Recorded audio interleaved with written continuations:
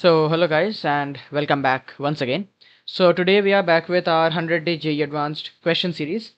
So guys, this question today once again from Vishal Tiwari Sir's notes was highly requested. I guess about 5 or 6 people had messaged me on Telegram to solve this question.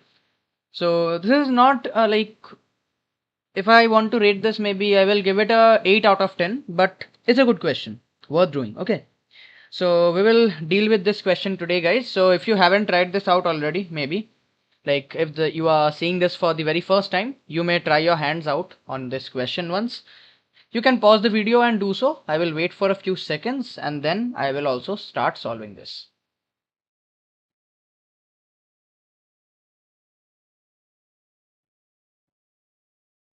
Okay. So guys, it is given that AI and BI, they are belonging to all real positive numbers. For I, obviously, it will be natural numbers.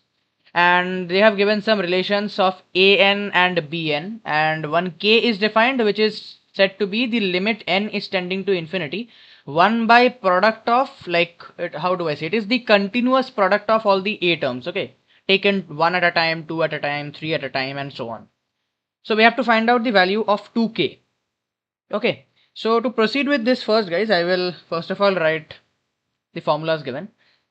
An is equal to bn plus 2 whole divided by your bn minus 1.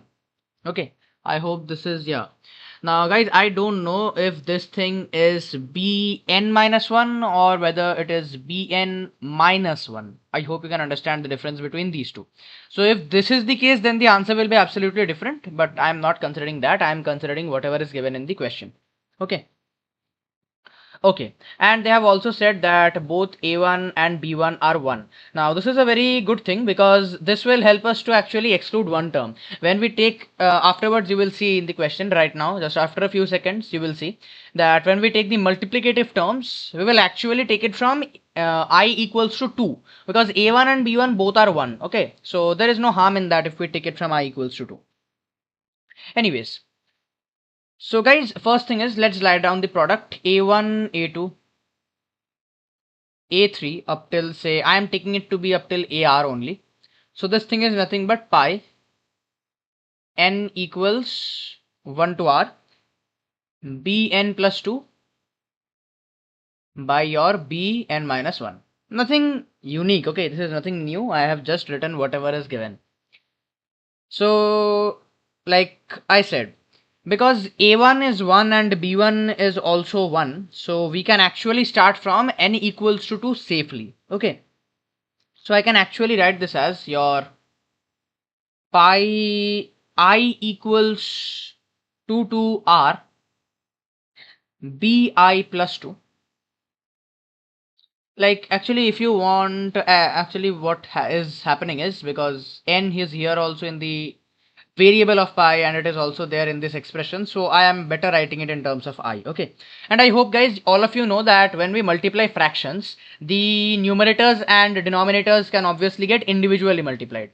So if I shift pi to the numerator and to the denominator separately, I don't think there will be a huge harm. So this thing becomes pi I equals, once again, okay, wait, there's a twist. Basically, because this thing is bn minus 1 in the denominator, right? But what I want to do is, I want to write it in terms of bi only. I don't want to make this bi minus 1 or something like that. I want to make this bi only. So if that is the case, if I want to make this bi only, then I will write this as I equals 1 to r minus 1.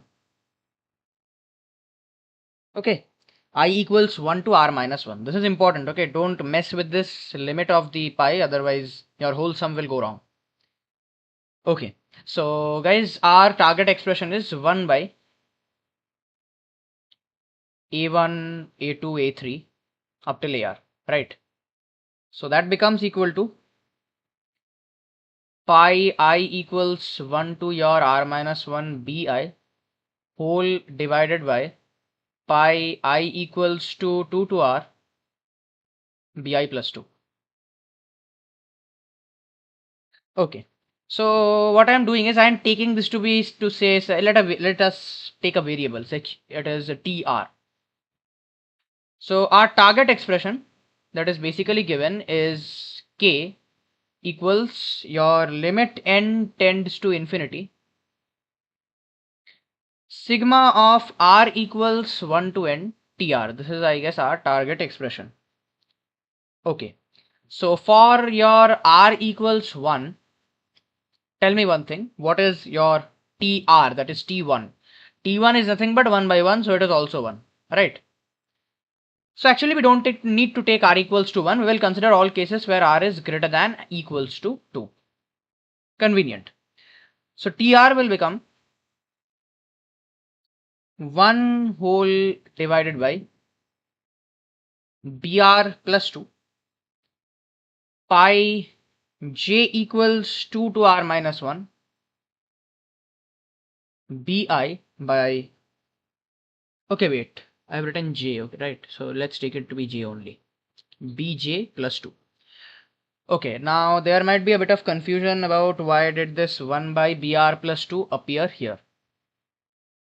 Okay, so explaining the part of why did this thing come outside. So basically look here. I have not done the updation, but actually we can replace this one with 2 itself. Why? Because b1 is 1, no effect.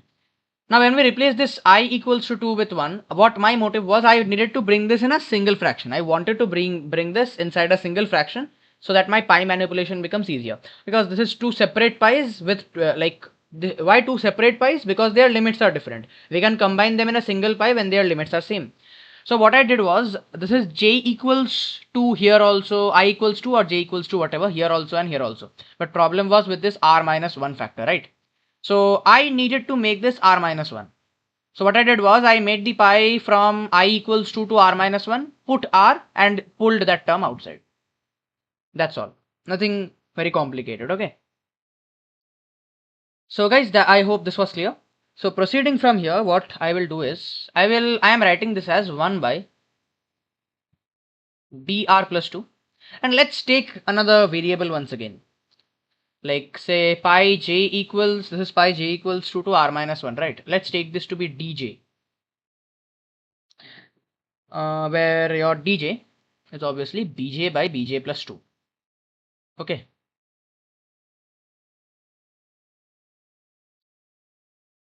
So what do we do after this? Okay. 1 by br plus 2. This thing is nothing but 1 minus br by br plus 2, right? Yeah. So this is 1. Actually, this thing is nothing but like 1 minus dr. Okay, wait. br plus 2 minus br is actually, there's a 2 remaining, right? So we have to multiply a half also. Yeah. So this is half into 1 minus dr. So basically, if I want to write down tr now after this manipulation in terms of d, okay, so it will be half, and this is your, so this is your half into, now look in carefully what I am doing, okay? This part might be a bit confusing. Half into 1 minus dr and pi j equals 2 to r minus 1. Inside also we have dj. Okay. So basically after this what I am doing is, now I will distribute this thing into the pi. Like the bracket I will multiply and distribute. So this becomes half pi j equals to 2, like multiplying with 1, j equals to 2 to r minus 1 dj. Okay. And minus of dr times pi j equals to 2 r minus 1 dj. Now look in carefully. What is this term? This term, like I can write this term as pi j equals to 2 to r dj itself. It's exactly that, right? So this tr now becomes half pi from j equals 2 to r minus 1 dj minus pi j equals 2 to r dj. Okay. So guys, our target expression is actually ready. Now I told you something. Like actually we can, when we write this sigma, we can sum it from r equals to, I'm sorry if you are hearing anything in the background because there are a lot of crackers bursting, okay? So please ignore that. Whatever Diwali or whatever you have to study. So please ignore. Okay, so sum is tr from r equals 2 to n. Why? Because basically what I'm doing is T1 is 1, right? So we will add 1 at the end. No need to take that in the summation separately. I guess that's better. So this will be nothing but your half sigma r equals to 2 to n and all this stuff within the bracket pi j equals 2 to r minus 1 dj minus of pi j equals to 2 to r dj. So actually, if you evaluate this thing, you will understand that this is very similar to a telescoping series, okay? Like if you want to take, say, if you want to take pi dj term to be some kj, then you will understand it's coming out to be a telescopic series, okay? Very, very, very similar. And that's actually all the reason for this variable taking, multiple taking of variables, substituting this, that, and whatnot. Like we all did all this to bring this down to a telescoping series, okay? You can understand this thing is very easy to simplify right now. So this will become half into, many terms will obviously get cancelled because telescoping. This will be 1 minus pi j equals to 2 to n dj. Okay.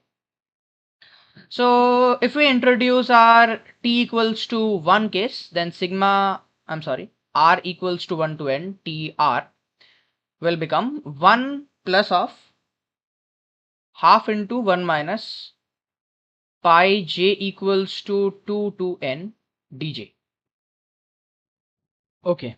So guys, proceeding from here, actually this comes the most important part of the question where most of you will make a mistake. Like if you came this far, really good, but this is where most of you will make a mistake. Listen carefully. Basically, we were given something that limit n is tending to infinity, bn, this thing is equal to 5. We were given this thing, right? So if we want to find out limit n tends to infinity, dn, sorry, not dn, dj, or whatever you want. Let's take it to be dn only. Okay. So this will come out to be limit n is tending to infinity as we took the value bn by bn plus 2. Now we know that limit n is tending to infinity, bn is equal to 5. So why do anything, like we won't take any harm, right? We have already been given something. We have already been given the value. So 5 by 5 plus 2. So this comes out to be equal to 5 by 7, and if you can calculate the value of 5 by 7, it is approximately 0.7, and I guess after that you will have a 1,4 also. So 0.714 is a value which is less than 1, right?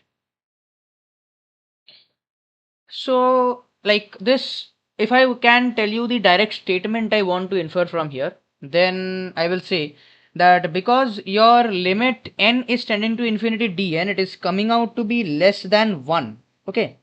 It means that actually all, if we take dj, right, d1, d2, d3, d4 up till dn, whatever it is, and actually all dj will be less than, there will be a specific value c which is very near to 0.714 but not exactly 0.714.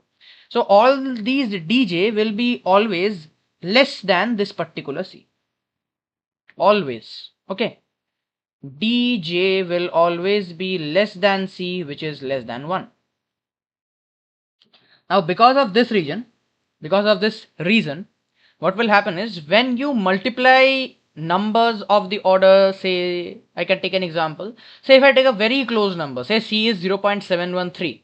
So if I take, say d1, d2, say I take d1 to be 0.712, d2 to be 0.7123, d3 to be 0.71235, like this. So if I multiply infinitely these many numbers, because limit is tending to infinity, if I multiply such dj's infinitely, what will happen is when you multiply, I hope everybody knows this, that when you multiply many values which are tending to 0, less than 1, when you multiply them, keep multiplying them, then this product eventually shrinks to 0. In other words, what my inference is, that limit n is tending to infinity, pi j equals to 2 to n, dj, this thing will be equal to 0. Okay. Now the factor is that this is a really good explanation, but I was not satisfied with this. Okay.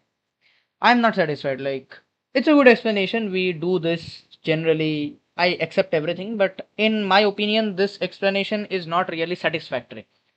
So I came up with a different explanation, which is actually better than this. Okay, we will use inequalities and prove this. Let's do it.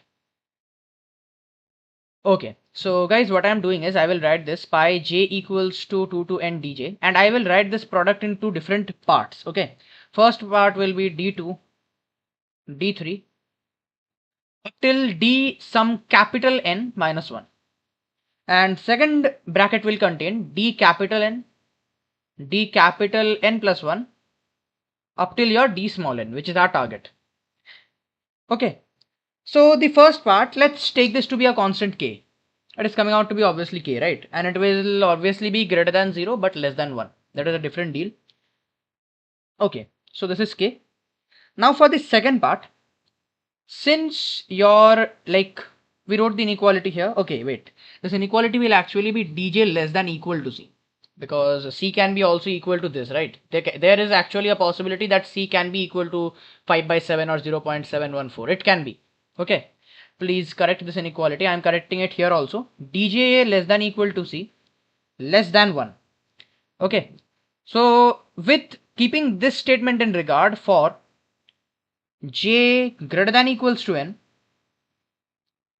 d capital N, d capital N plus 1 up till your d small n, this particular product will be less than or equal to c multiplied the same number of times. Now how many number of times? C minus of n plus 1.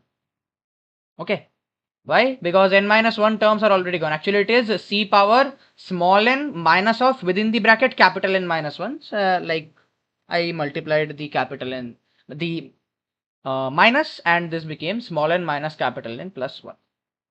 So basically what we can say is 0 less than equal to pi j equals 2 to small n dj is less than equal to k constant multiplied with c power small n minus capital N plus 1.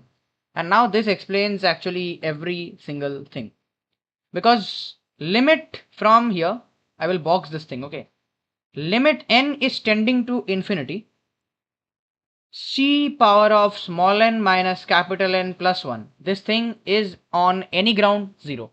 Why? Because c, if it is exactly equal to 0.714 also, you are powering it to a term which is very, very greater, because small n is tending to infinity in your limit, right?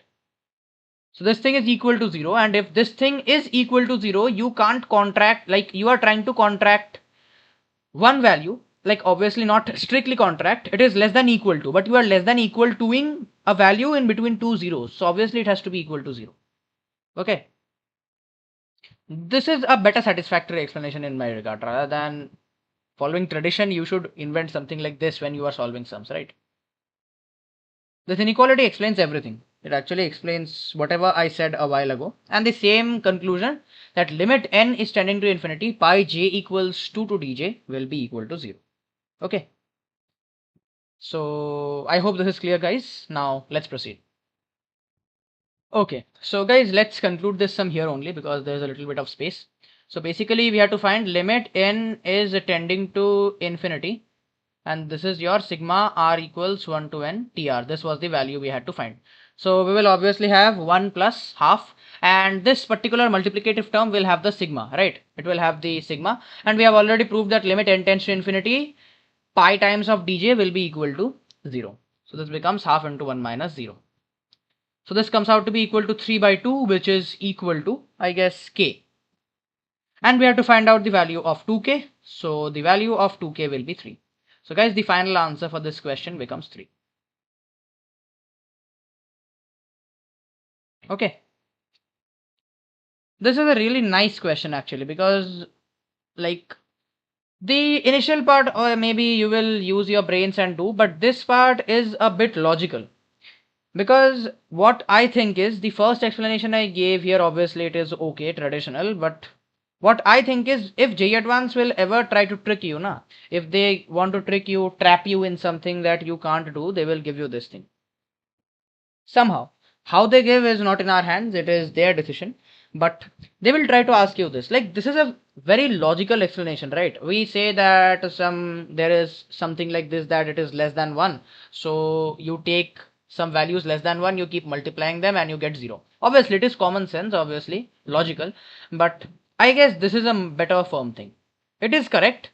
The previous one is correct, but this is more correct. Okay. So guys, I hope this will be the end for today's video. So I hope you have enjoyed the question. It was a really good one. So if you have liked my channel, do like, share and subscribe. And anything you want to say, most welcome out in the comment section. And also do join my Telegram discussion chat. And I hope you are all preparing for your JEE, because JEE mains is knocking on the door. So that's it for today, guys. Thanks for watching.